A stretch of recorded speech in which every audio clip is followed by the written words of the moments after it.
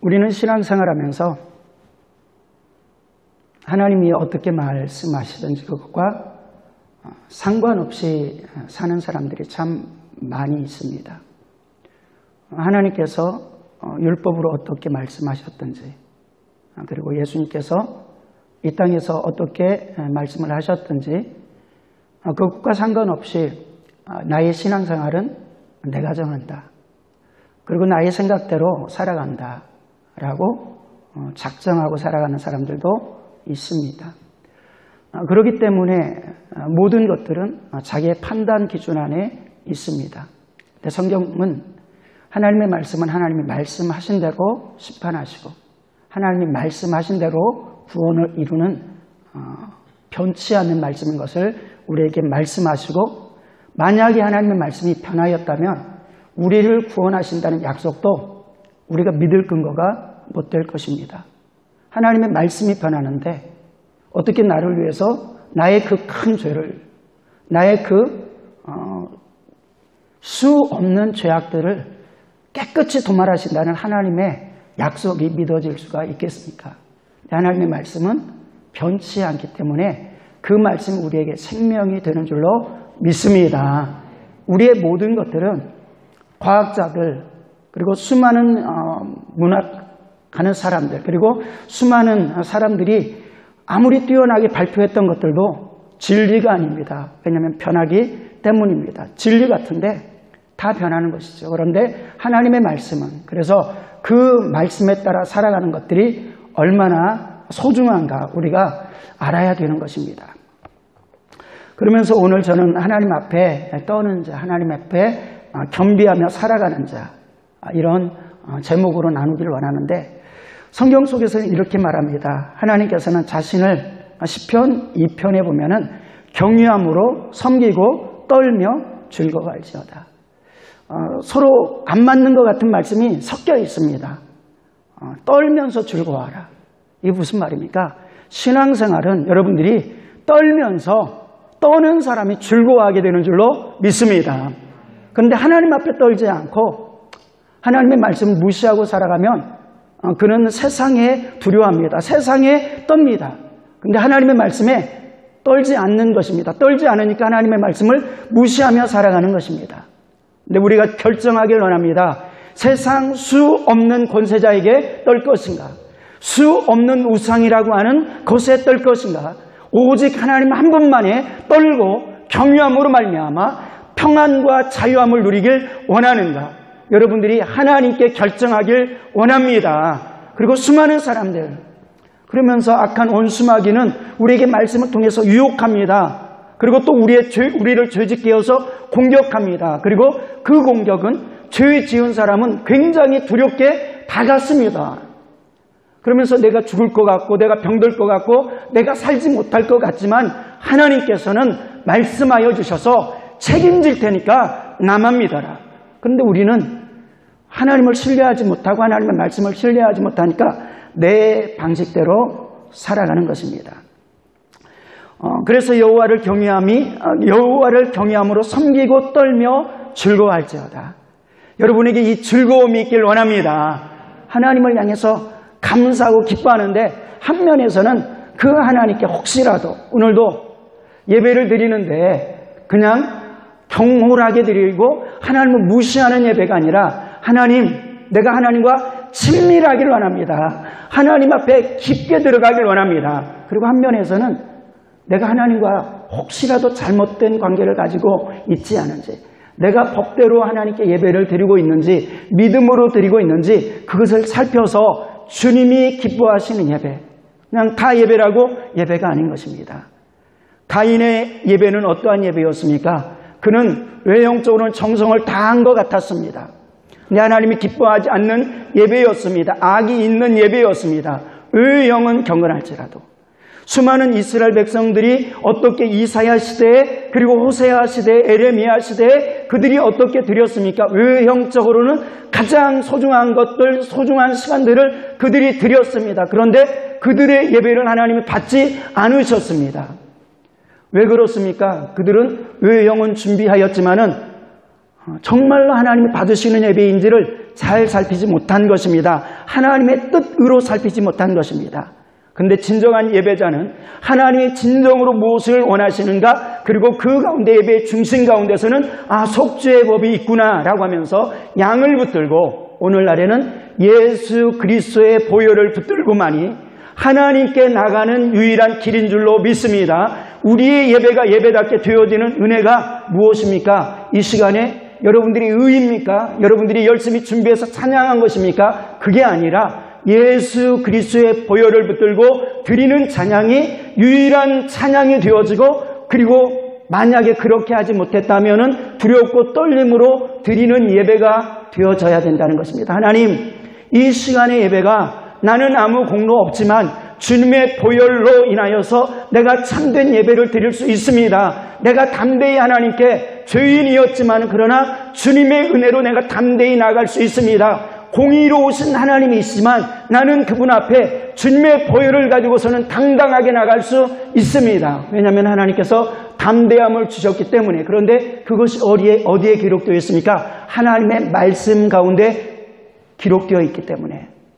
내가 떠는 이유도 말씀 때문에 떠는 것입니다. 내가 자유한 이유도 말씀 때문에 자유한 것입니다. 예수님께서는 또 그렇게 말합니다. 세상이 그 어떤 것 두려워하지 마. 걱정, 근심 참 많이 하는구나 라고 하면서 오직 한 분만을 두려워해. 그러면서 마태복음 10장 28절에 몸은 죽여도 영혼은 능히 죽이지 못하는 자들을 두려워하지 말고 오직 몸과 영혼을 능히 지옥에 멸하실 수 있는 이를 두려워하라. 우리의 신앙생활은 오직 주님만 바라보고 주님 말씀만 바라보는 것입니다. 이게 그래서 설교 제목에서 하나님 말씀에 떨라, 또 하나님 앞에 두려워해라, 떨라, 겁주는 것입니까? 아닙니다.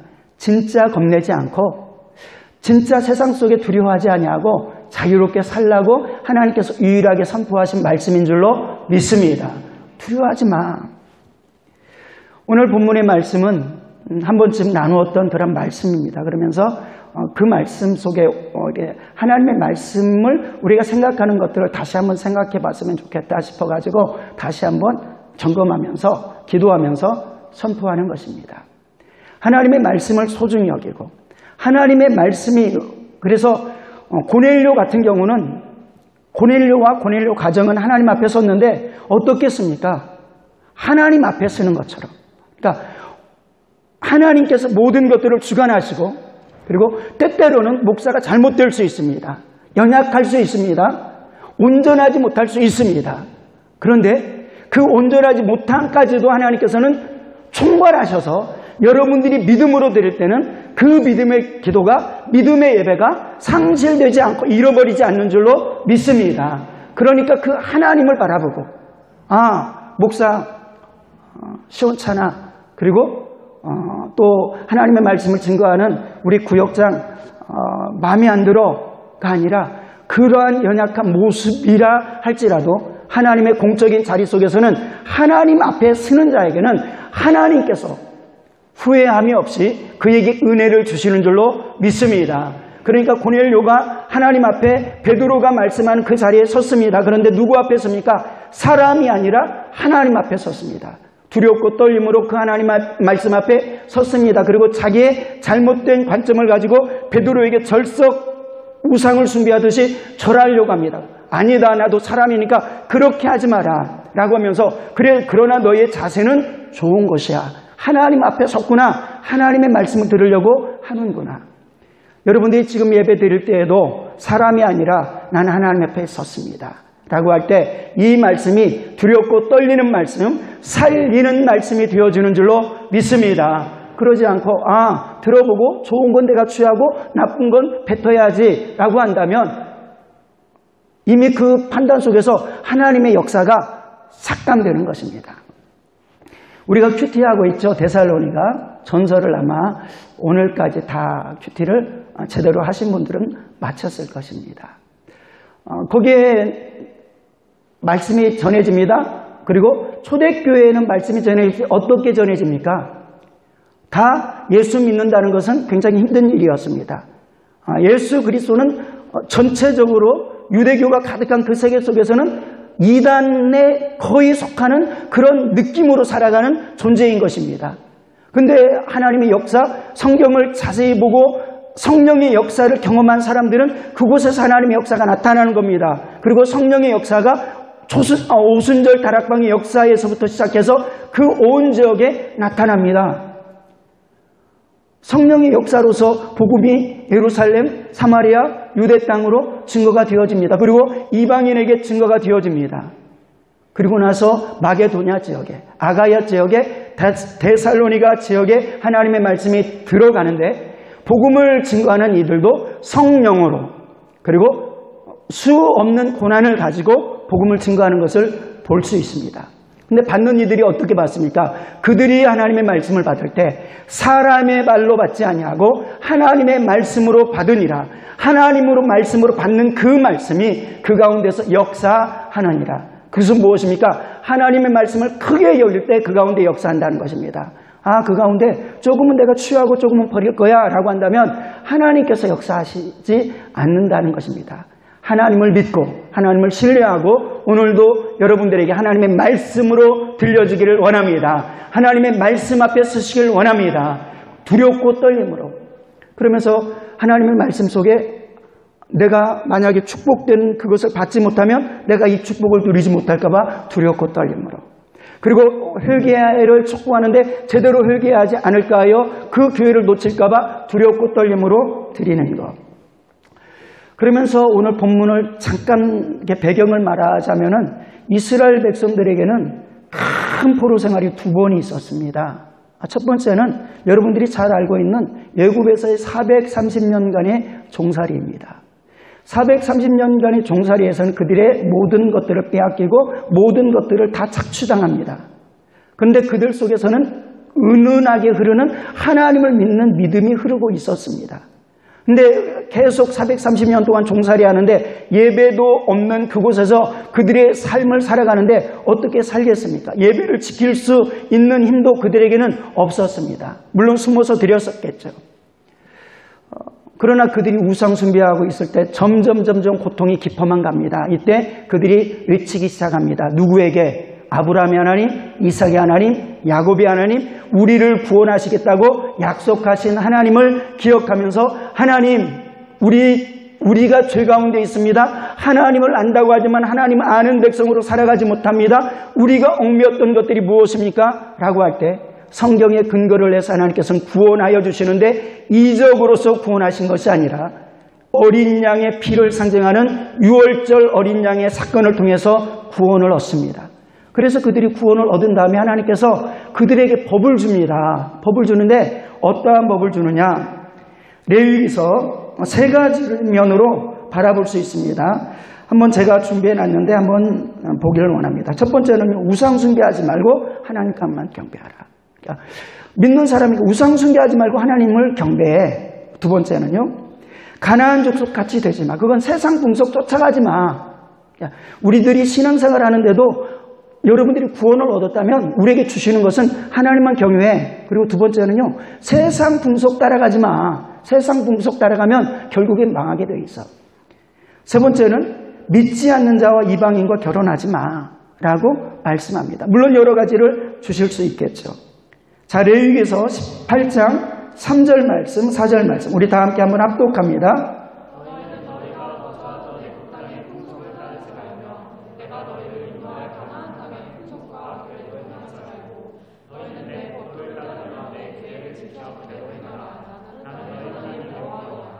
아멘. 그리고 7장 3절에는 그들과 혼인하지 말며 그 딸들을 그들의 아들들에게 주지 말 것이요 그들의 딸도 내 며느리로 삼지 말 것은 그러면서 이 말씀을 생각할 때 고민하는 거죠.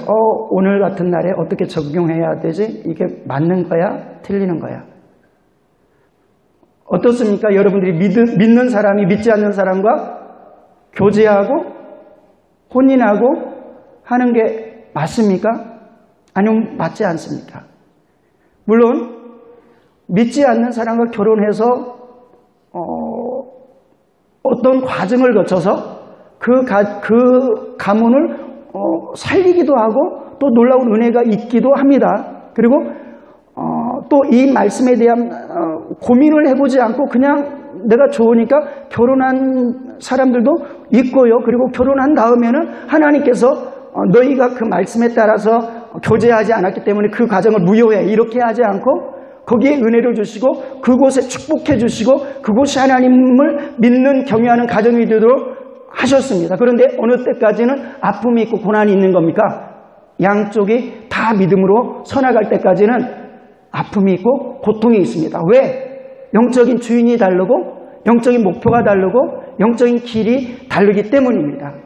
그러니까 하나님께서는 이방인들과 교제하지 말고 그들과 결혼하지 말라라고 하는 것은 그들을 통해서 내가 그들에게 영향력을 줄 수 있는, 만약에 이것이 선교의 도구라면 너는 전도하기도 힘든데 이방인들을 찾아가가지고 그들과 만나서 그들과 결혼하면 내가 그들에게 축복을 줄 것이고 너는 십자가를 져야 될 것이야, 이렇게 기록했겠죠.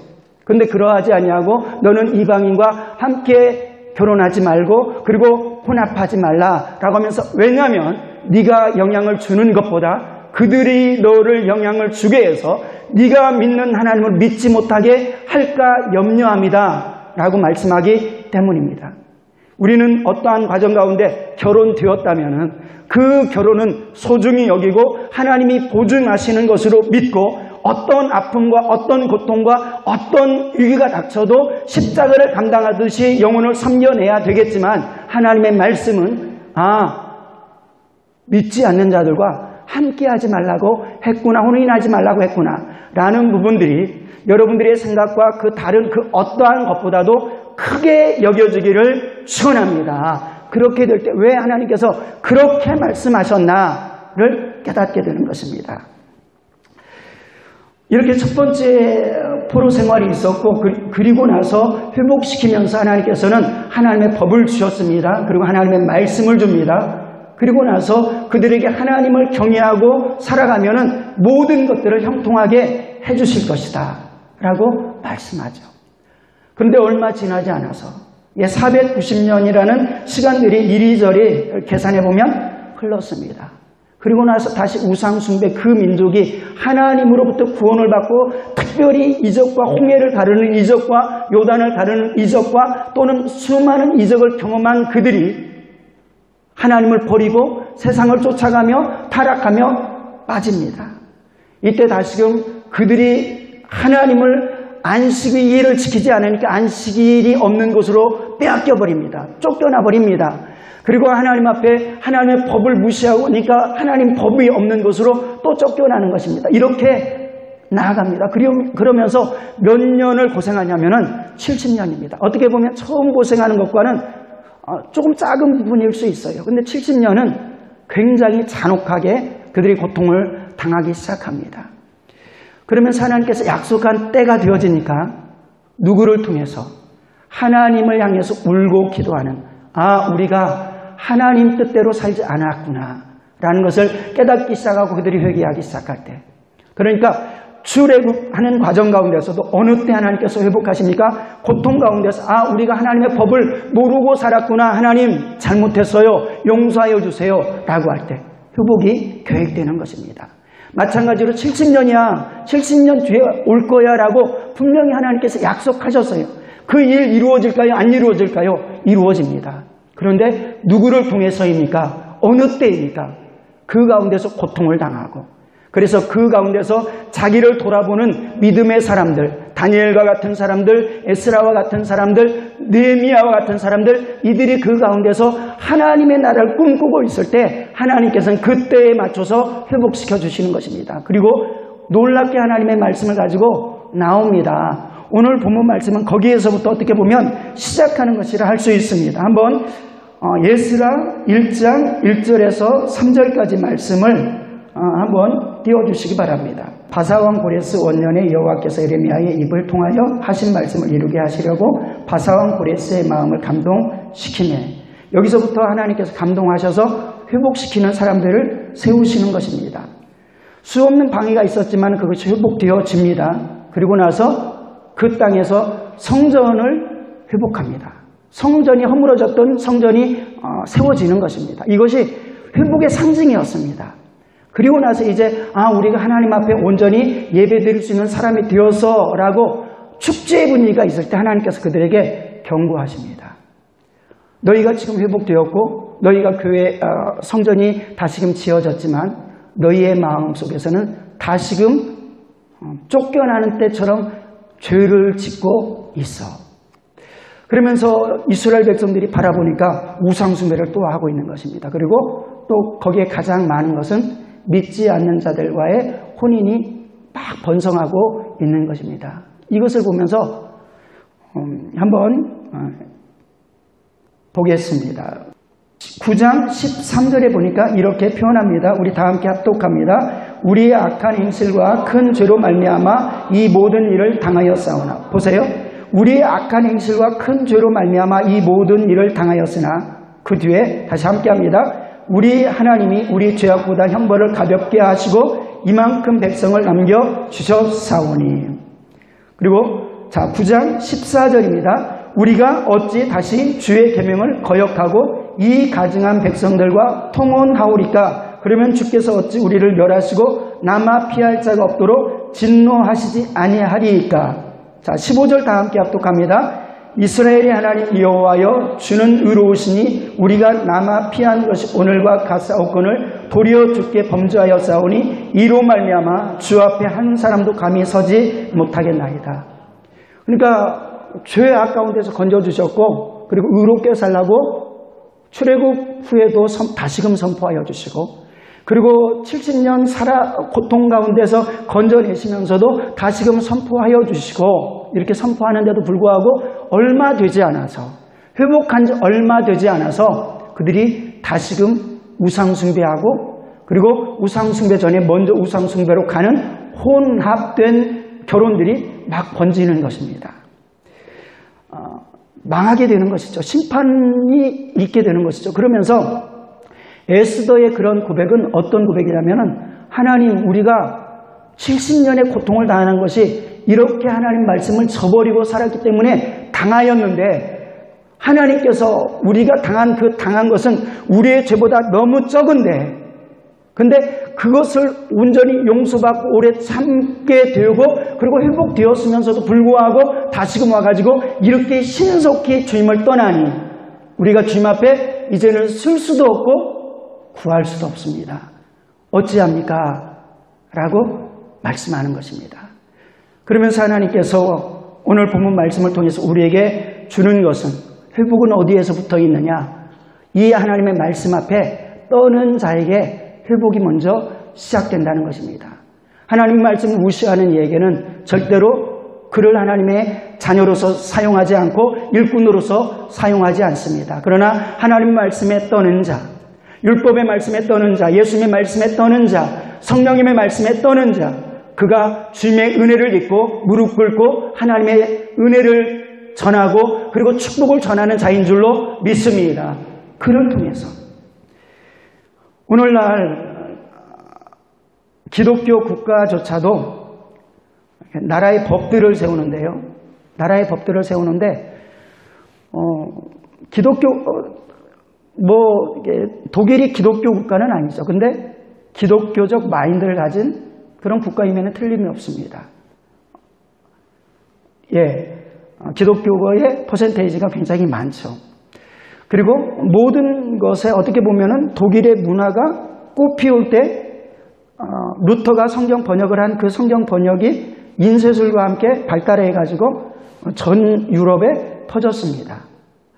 그것은 어떻게 보면은 문화나 이 모든 것에 정통 독일어를 배우는 사람들에게 반드시 독일어 성경이 근간을 가지고 있는 것들을 또 설명해 주기도 합니다. 이렇게 기독교의 근본을 가지고 시작한 나라가 어떻게 보면 근대화된 독일이 그렇게 시작했습니다. 그런데 이 나라가 어떤 법이 세워지는 것입니까? 작년인가요? 재작년인가요? 하나님의 법에 반하는 동성애를 합법화시키는. 그래서 교회들도 독일 교회는 나라에서 그렇게 동성법을 합법화시키니까 나라에서 시키니까 결혼하자고 하는데 반대할 근거가 없는 거예요. 하나님 말씀으로 나는 반대합니다 라고 하는데 나라에서는 시켜라 라고 하니까 여러 가지 어려움이 따르게 되는 것입니다. 이때 우리는 여러 가지 고민이 있겠지만은 하나님의 말씀을 하나님의 말씀으로 선포하고 그것이 잘못된 죄임을 하나님이 원치 않는 가정임을 선포할 수 있는 은혜가 있어야 될 줄로 믿습니다. 만약에 그렇지 않다면 이것과 똑같은 것입니다. 누군가가 지금 살고 있는데 마음에 들어가지고 다른 가정을 깨면서 나는 내가 그렇게 좋으니까 그 가정과 사는데 무슨 소용이 있습니까? 라고 하면서 살아가는 것과 별반 다를 것이 없다는 것입니다. 하나님의 말씀을 그러면서 기독교 나라인조차도 하나님의 말씀에 벗어난 것들을 세우고 있는 시대다. 그러니까 결국 뭘 말합니까? 하나님의 말씀에 떠는 것이 없다. 또 이렇게 생각해 볼 수 있죠. 한번 하나님의 법이 옳으냐 그르냐를 생각하는 것입니다. 내 삶에 그러니까 꼭 동성애 법이 아니래도 여러 가지 이렇게 부딪히는 게 참 많잖아요. 많은데 그때 그러면은 좀 환경과 맞지 않네? 그런데 목사님께 이렇게 물어보고 또 여러 가지 물어보면은 어떤 면에서는 잘못된 가르침이 있을 수도 있습니다. 근데 성경을 통해서 정말 성령의 역사로서 바르게 가르쳐줬는데도 이해하지 못하는, 환경을 이해하지 못하는 일들이 얼마든지 많이 있을 수 있다는 겁니다. 이때 내가 결단해야 되는 겁니다. 하나님의 말씀을 따를 것인지 사람의 말을 따를 것인지. 여러분의 인생에서 하나님의 말씀을 따름으로 하나님의 말씀을 두려워함으로 말미암아 그 말씀의 근거에서 여러분의 삶이 계획되고 그리고 축복으로 인도되어지는 은혜가 있기를 축원합니다. 하나님께서 회복시키는데 그렇게 하나님 말씀에 떠는 자들을 통해서 회복시키고 있다는 것입니다. 자, 에스라 9장 1절에서 2절 말씀, 1절 말씀만 한번 다 함께 합독합니다.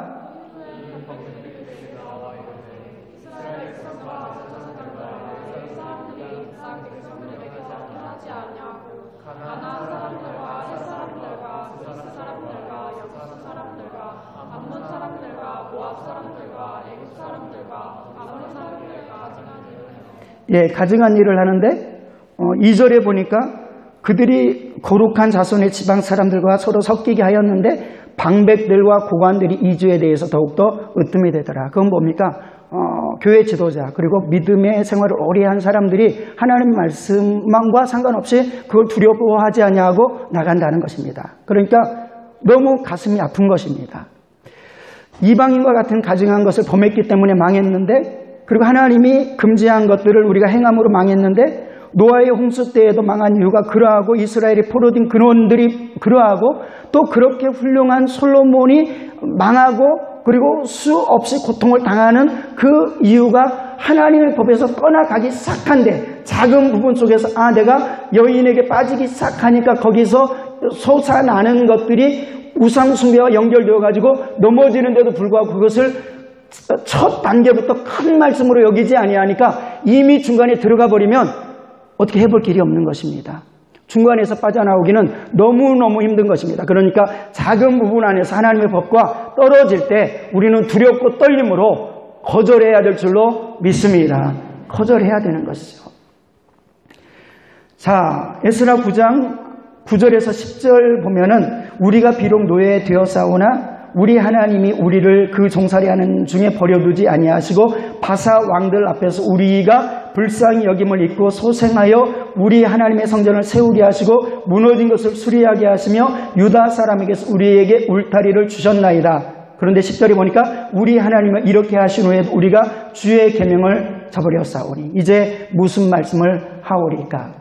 하나님의 말씀에 떠는 사람이 있었다는 것입니다. 여러분의 삶 가운데서도 하나님의 말씀에 여러분이 떠는 사람 되어지길 원합니다. 근데 하나님은 거기서부터 회복을 시키려 하는 겁니다. 모두가 하나님 말씀을 무시하고 살아가는데 하나님 말씀을 통해서 떠는 사람이 있어. 제가 너무너무 자주 말하는 여호수아 갈렙 같은 경우 열정탐과 함께 나갑니다. 근데 끝까지 하나님 말씀을 붙든 거죠. 근데 다른 사람들에 의해서 죽을 것 같지만 이 하나님 말씀을 어기는 것이 더 두려운 것을 깨닫는 사람, 이 하나님의 말씀으로 반드시 이루어질 줄을 아는 사람, 이게 여호수아 갈렙 아닙니까? 이 사람이 세상에서 만약에 세상이 두렵고 돌로 치려고 할 때 두려우면 나도 그 편에 속하겠어 라고 했겠지만 하나님을 더 두려워해서 내가 여기서 떠나가면은 하나님이 주신 모든 것들을 잃어버리지만 내가 하나님을 붙들면은 나는 하나님의 약속을 붙들 수 있어 라고 하는 그 믿음 때문에 놀라운 은혜가 임한 줄로 믿습니다. 그러니까 여호수아 갈렙은 결국 어떠한 사람입니까? 담대한 사람이라는 표현도 맞지만 하나님의 말씀 앞에 떤 사람들인 것입니다. 마찬가지 순교도 마찬가지죠.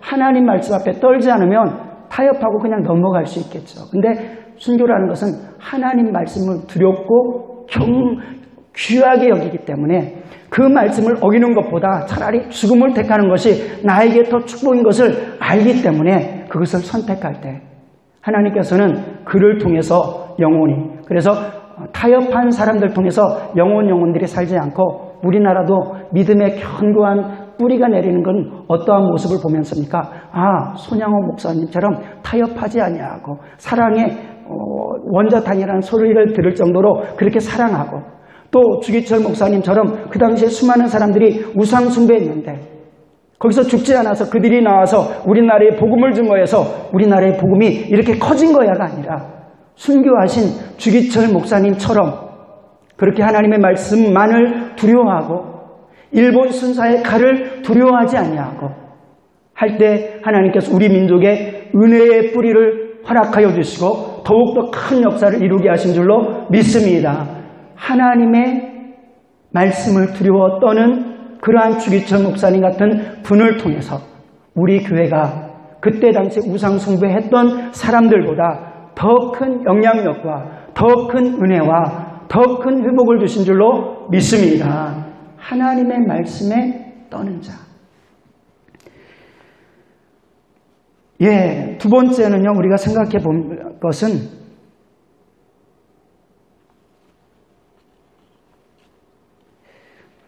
이것입니다. 하나님 말씀 앞에 떨되 우리가 그 말씀 앞에 회개해야 된다는 것입니다. 출애굽기 쭉 한번 넘겨서요. 출애굽기 32장 31절에서 32절 말씀에 한번 보면은 이렇게 기록되어 있습니다. 모세가 여호와께 다시 나아가 여짜오되 슬프도소이다. 이 백성이 자기들을 위하여 금신을 만들어 쌓으니 큰 죄를 범하였나이다. 그러나 이제 그들의 죄를 사하시옵소서. 그렇지 아니하시면 원하건대 주께서 거룩하신 책에서 내 이름을 지워버려 주옵소서. 어느 때입니까? 출애굽하는 과정 가운데 이스라엘 백성들이 우상 숭배합니다. 아론과 함께 우상 숭배합니다. 다 하나님의 법을 무시하고 살아갔습니다. 이때 모세만이 하나님 앞에 무릎을 꿇고 자기 생명을 거두어 갈지언정 하나님 이 백성을 하나님의 말씀 앞에 세워주시길 원합니다. 그런데 그 모세는 하나님 용서하여 주십시오 하고 가서 보니까 우상 숭배하고 있었습니다. 그러니까 그 분해가지고 십계명을 던져버리고 그리고 레위인들을 향해서 우상 숭배하는 자들을 철하라고 하면서 영적으로 싸운 것입니다. 그러나 그렇게 싸우면서 누구를 살린 것입니까? 모든 함께 망해야 되는 모든 이스라엘 백성들을 살리고 하나님의 말씀 앞에 회개하는 사람들 다시금 살려낸 줄로 믿습니다. 하나님 말씀을 무시하고 그냥 중보하지 않았다면 끝나는 것이었죠. 근데 하나님의 말씀에 이렇게 우리가 범죄했습니다라고 뜨겁게 회개하면서 중보하기 시작합니다. 중보하기 시작하는데 어떤 중보? 십자가를 지듯이 하나님 나를 없애버리듯이 하나님 이 백성을 같이 망하게 하시든지 살려주시옵소서라고 고백하는 것입니다. 사무엘도 마찬가지입니다. 그들의 백성들의 죄를 먼저 회개합니다. 마찬가지 우리 교회 속에서도 성도들의 때때로는 여러분들이 사실은 축복받고 하는 속에서는요, 교회의 영적인 분위기나 영적인 축복의 것들이 필요합니다. 그런데 그것을 누군가를 통해서 먼저 나타낼까요? 그것은 회개하는 사람인 줄로 믿습니다. 회개하는 사람이라는 건 말씀이 있는 사람입니다. 그리고 말씀이 있는 사람은 그 말씀에 벗어난 삶을 회개하는 사람인 것입니다. 근데 누구를 통해서요?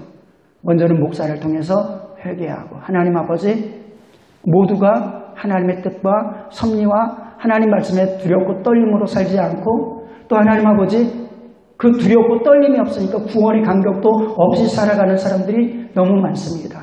하나님 세상이 계속 반대의 개념으로 믿는 사람들을 말씀대로 살지 않아도 되라고 계속 말하는데 어떻게 가르칩니까? 그것은 돌아보면 제 삶에 하나님을 하나님으로 두려워함이 너무 부족했기 때문에 하나님의 하나님 되심을 나타내는 것들이 너무 부족했기 때문에 아니 나조차도 말씀은 강하고 말씀은 생명력이 있는 표현으로 여러분들에게 하나님의 말씀을 그대로 전하는 것 같은데 나의 삶이 그 하나님의 말씀 전한 말씀에 견주어서 살지 못할 때 하나님이 보시기에는 나의 모습이 그 모든 성도들을 생명력 있게 만들지 못하는 죄이기 때문에 먼저 회개해야 되는 것입니다. 그리고 여러분들도 여러분들 신앙생활을 오래 하셨다면 영적인 책임이 있는 줄로 믿습니다. 오래 하셨다면 뒤로 돌아가고 곁길로 찾고 다른 길로 찾는 게 아니라 하나님의 말씀으로 승부를 보는 귀한 삶이 되길 축원합니다. 저는 종현 형제가 믿음으로 이렇게 막 성장하면서 영적인 꿈과 기도를 드렸습니다. 그리고 이렇게 새벽마다 간구하고 기도할 때 그런 기도를 드렸습니다. 하나님, 우리 사랑하는 형제가 하나님의 말씀에 따라 열심히 기도하는데 여러 가지 성공도 기도할 것입니다. 세상적인 어떤 부유함도 믿음에 성장하는 과정이었었기 때문에 기도하였을 것입니다. 그런데 기도하기는 하나님을 처음 알아가고 믿어가고 이제는 또 하나님을 경험하고 침례를 받고 믿음의 사람으로 서가는데 하나님 아버지 하나님의 뜻대로 하나님의 말씀대로 그리고 이제 성장해 나가다 보면은 점차 타협할 일들이 많은 것 같고 그렇게 해도 되는 것 같이 느껴질 수 있지만 하나님의 말씀에 생명을 걸어서 말씀에 생명을 걸었더니 세상이 감당할 수 없는 축복을 경험하게 하는 사람 되기를 위해서 기도했던 적이 많이 있습니다. 마찬가지 여러분들이 모두가 베를린에 온 목적 때로는 여러 가지 계획들이 있습니다. 그 계획들이 이루어지길 원합니다. 그런데 그 계획이 이루어질 때 하나님의 말씀으로 하나님 말씀을 붙들고 하나님 말씀을 의지하여서 그 말씀의 길로 가서 내가 성취하고 내가 노력해서 분명히 우리에게는 노력이 필요합니다. 근데 그 내가 하는 노력이 아니라 때때로는 어느 순간에는 내가 계획했던 모든 것들이 허물어지는구나 라는 그 순간에도 하나님 말씀을 붙들고 그 길을 가는 귀한 사랑하는 지체가 되기를 축복합니다. 누구입니까? 이는 하나님 말씀에 벗어나는 것들을 더 두렵고 떨리는 자. 물론 벗어날 때가 많기 때문에 주님께서는 우리를 위해서 십자가 지셨고 우리는 거기서도 사는 길이 우리에게 이미 확보되었지만은 그러나 이렇게 주님께서 죽으신 이유도 우리가 그 가운데서 말씀을 벗어나고 죄 가운데 있었기 때문이라는 것을 기억하면서 그렇게 벗어난 것을 회개하는 우리에게 하나님께서는 교회를 영혼들을 섬길 수 있는 은혜를 더하여 주실 줄로 믿습니다. 회복이 누구에게 있을까? 그래서 저도 마찬가지고 여러분도 마찬가지고 하나님 앞에 떠는 자 그리고 그 말씀을 붙들고 다른 사람들을 말씀을 읽으면 내 죄가 보이는 거죠. 성령이 충만하면 내 죄가 먼저 보이는 거죠. 그리고 말씀이 있으면 다른 사람들도 은혜로이 거룩하고 두렵게 판단할 수는 있습니다. 근데 정죄에서는 안 되는 거죠. 그리고 그것을 가지고 그가 지금 넘어지고 쓰러지는 것도 내가 그를 위해서 중보하지 못하고 기도하지 못했구나. 내가 그의 앞에 하나님이 하나님 되심을 나타나지 못했구나 라고 고백하는 은혜가 있을 때 진정한 회개가 우리 교회 속에 넘쳐나는 줄로 믿습니다. 그래서 어둠이 떠나가는 은혜가 있길 원합니다. 진정한 축복이 여러분의 삶에 있기를 축원합니다. 그래서 하나님께 나가야 된다는 것입니다. 말씀에 떨도 회개하고 그리고 그 회개가 나로부터 시작하는 회개일 때 성경에 바라보면 중보 기도자라는 게 결국 지도자라는 것은 백성의 죄를 그들에게 돌리지 않았습니다. 나로부터 시작한 것입니다라고 회개하기 시작할 때, 그래서 저를 위해서 기도해 주시기를 바랍니다. 하나님이 원하는 분량의 만큼 강단이 철저히 회개되어지고, 또 믿음의 지체들, 믿음의 일꾼들이 세워질 때 그들이 하나님의 말씀에 근거해서 철저히 회개하며 하나님께 나가고, 그래서 하나님의 말씀을 두렵고 떨림으로 살아가는 놀라운 은혜가 있는 교회되기를 소망합니다. 세 번째는 하나님의 말씀을 받았을 때 회개하고 반드시 돌아서야 된다는 것이니까, 돌아서지 않는다면 우리는 절대로 하나님의 축복을 누릴 수가 없습니다. 우리는 하나님의 은혜만을 생각할 때 다시 죄 짓는 것에 대해서 너무 쉽게 생각합니다. 그런데 하나님의 말씀을 두렵고 떨림으로 받는 사람은 다시 죄를 짓는 것이 얼마나 치명적인가, 더 두렵고 떨림으로 받아야 된다는 것입니다. 예수님의 모습을 바라보면서 예수님은 정죄하지 않았어, 정죄하지 않았어, 정죄하지 않았어, 이렇게만 말씀을 합니다. 그러면서 설교석상에서 옳고 그른 것도 말하지 않습니다. 죄에 대해서도 말하지 않습니다. 사는 것만을 말하는데 죄에 대해서 말하지 않는데 어떻게 사는 것들이 나타나겠습니까? 그러면서 우리는 기억해야 되는 것입니다. 예수님께서도 두 군데 이렇게 말씀을 한번 바라보면은 요한복음 5장 14절의 말씀에 이렇게 기록되어지고 있습니다. 그 후에 예수께서 성전에서 그 사람을 만나 이르시되 보라 내가 나았으니 더 심한 것이 생기지 않게 다시는 죄를 범하지 말라 하시니.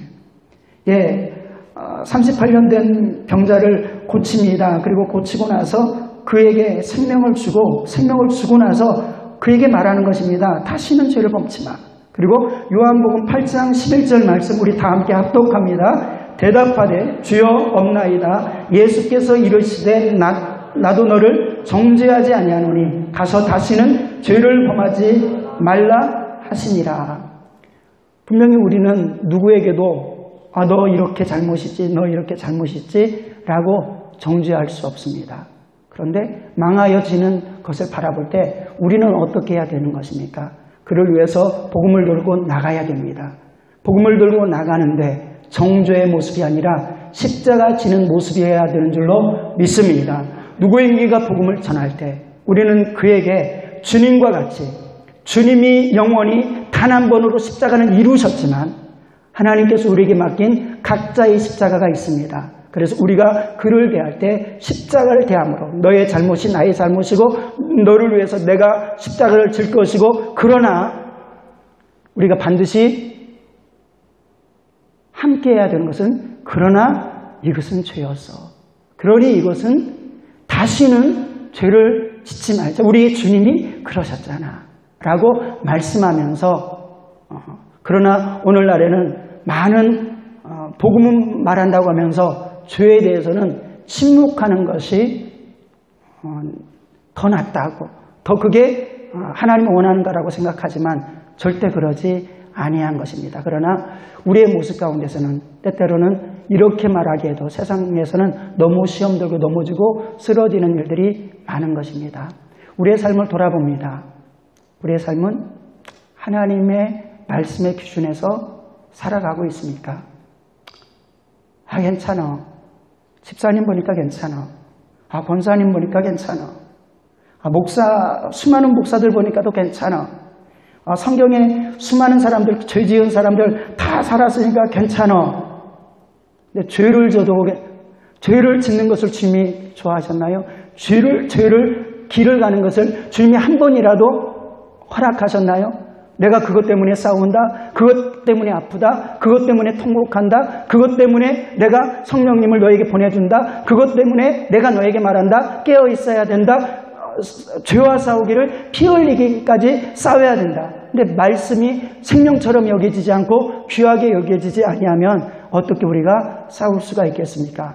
우리 사랑하는 귀한 성도의 삶 가운데 돌아보면서 말씀과 벗어난 게 너무 많은 것, 괜찮아 이게 아니라 두렵고 떨림으로 하나님 앞에 회개하고 주님의 약속대로 우리가 회복되어서 주님의 약속의 근거에서 우리가 생명을 받아서 기쁨과 감사함으로 그리고 악한 원수마귀가 그렇게 믿음으로 붙들었던 우리에게 감히 침범치 못하고 침범할지라도 우리를 이기지 못하는 그 은혜가 저와 여러분에게 가득하기를 축원합니다.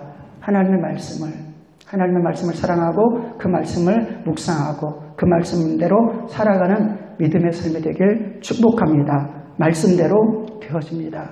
말씀이 반드시 이루어집니다. 하나님께서는 이 말씀 한 획, 한 것도 빼거나 더하면은 천국에서 가장 작은 자가 될 것이다. 그리고 이 말씀을 그대로 전하는 자는 가장 큰 자가 될 것이다. 또 요한계시록 속에서는 어떻게까지 말하는 것입니까? 이 말씀에 하나라도 첨부하면은 내가 성경에 있는 모든 저주를 부어버릴 거야. 그리고 이거에서 하나라도 빼면은 내가 너를 천국에서 생명책이 이름에서 빼버릴 거야. 그래서 한 말씀, 한 획이라도 우리가 그 말씀에 생명을 거눌 때, 그래서 그렇게 들어갔더니 그 말씀에 결국 말씀에서 하시는 말씀은 우리의 죄를 주님이 담당하셨다는 것입니다. 말씀을 버리면 우리의 죄를 주님이 담당하셨다가 안 보이지만 말씀을 붙들고 생명처럼 여기게 될 때 나의 그 처절한 죄가 다 주님이 담당하셨구나. 그리고 그것이 우리에게 실체가 되어지는 줄로 믿습니다. 우리 찬양하고 기도하도록 하겠습니다. 말씀 앞에서 우리 찬양드립니다.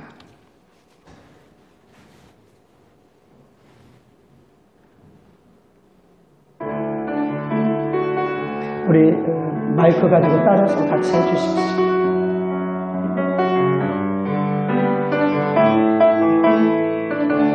종현 형제도 하나 줘요. 말씀 앞에서 경외함으로 주께 놀러 섭니다. 생명의 말씀 읽고 순종해 주를 예배합니다. 기록된 말씀 힘이 있어서 진리로 우리 거룩해 하며 거룩한 말씀 세세 영원히 복음이 되어 말씀하시네. 하나님 말씀에 두려워 떠는 자, 그 말씀에 생명을 거는 자, 한 사람 찾으시는 주의 약속을 믿어. 하나님 말씀에 명을 거는 자, 순종하며 주 따라가는 자, 영원한 하나님의 나 이뤄갈 주의 교회여.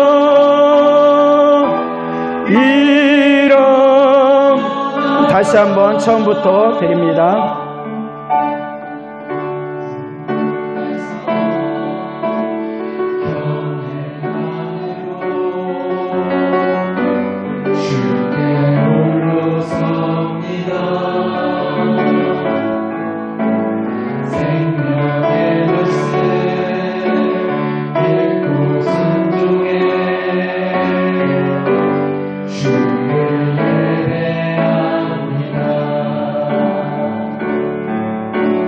기록된 말씀 힘이 있어서 진리로 우리 거룩해 하면 거룩한 말씀 세세 영원히 복음이 되어 말씀하시네. 하나님 말씀에 두려워 떠는 자, 그 말씀에 생명을 거는 자, 난 사람 찾으시는 주님의 약속을 믿어. 하나님 말씀에 운명을 거는 자, 순종하며 주 따라가는 자, 영원한 하나님 나라 이뤄갈 주의 교회여 일어나라.